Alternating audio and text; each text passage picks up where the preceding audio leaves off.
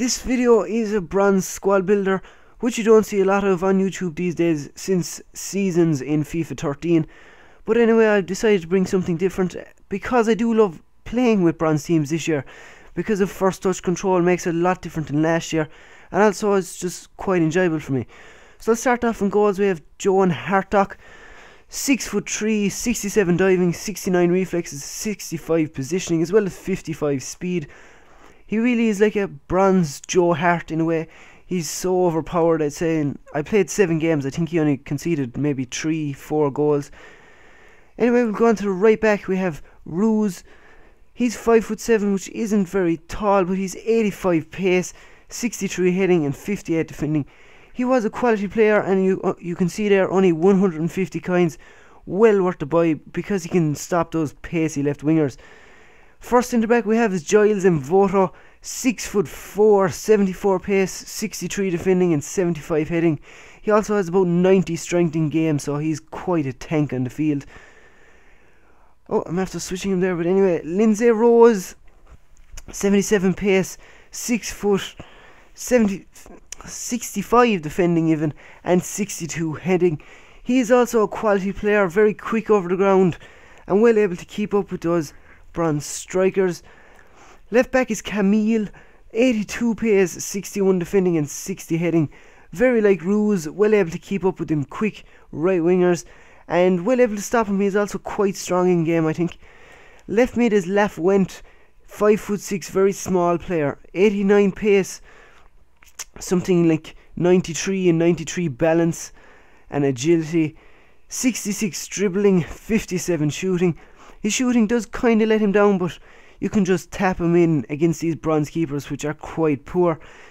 He's like Wellington Silva in a way, but the only difference would be that he's 82 dribbling of Wellington Silva against 66 dribbling of Lafwent.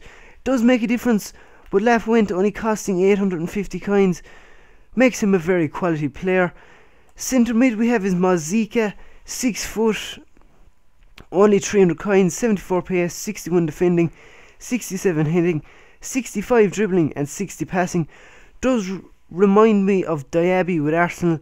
Has a very similar play style, and he's very big on field and well able to header the ball. Right mid we have is Nieto, 3-star skills, 2 goals in 7 games. Kinda gives him more than he's worth, really. He's a good player, he's 6 foot and he's quite quick, but he really is only in for chemistry reasons, and I would actually recommend him though. He was quite surprising. 69 dribbling is also very good, and he did feel faster than 81 pace, I think. Only 450 coins as well, quite a bargain. Cam we have is Reiko, 89 pace, 65 dribbling, 58 shooting. He's 5'5", very like Lafwent, high dribble or high agility and high balance. His roulettes do come off fantastically, and he also has 78 shot power in game, which is pretty good. Cam is Alvaro Anton, and in this video I'm actually going to do quite an in-depth review of him also, so I will talk about him as we get into the clips. He did actually score 13 games in them 7 goals. 4 goals were in the first game, which I did disconnect from, so the goals didn't count. The striker we have is Akinsolo. He's 5'7", 3-star skills, 82 pace, 66 dribbling, and 60 shooting.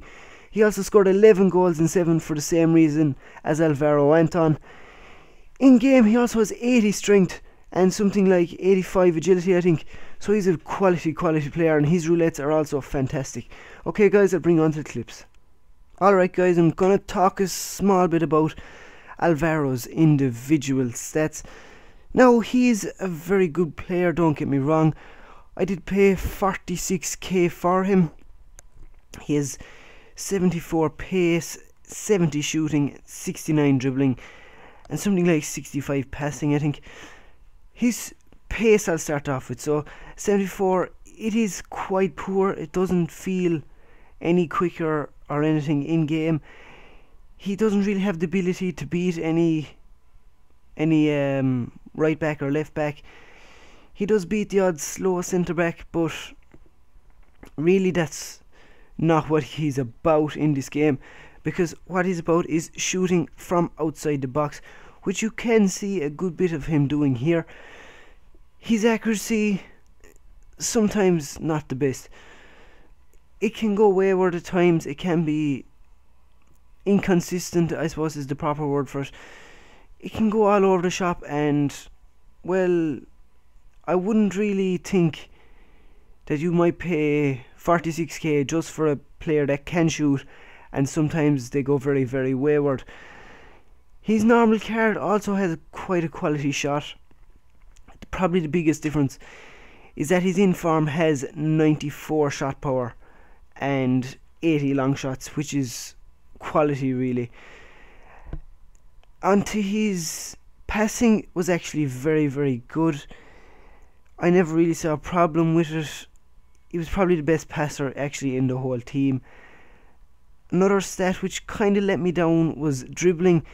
69 dribbling is actually quite good for bronze, but sometimes it just seemed like his first touch was very, very poor.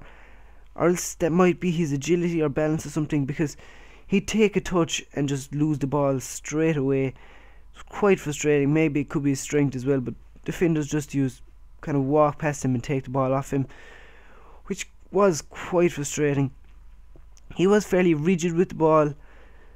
His shots, they wouldn't go in unless you were running straight at the goal.